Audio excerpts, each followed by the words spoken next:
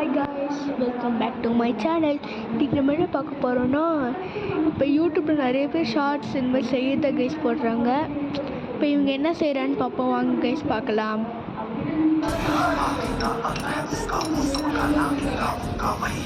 என்னமா டிஃப்ரெண்ட்டாக பண்ணுறாங்க அது தெரியுது கைஸ். பார்க்க குலாப் ஜாமுன் மாதிரி தான்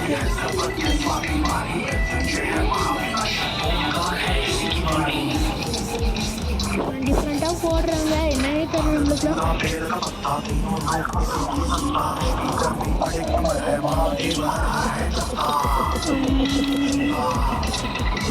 பார்த்து குலாப் ஜாமுனை கட்டை கட்டையாக போட்டேன் எப்படி அது மாதிரி தான் கைஸ் எடுத்துக்குவோம்.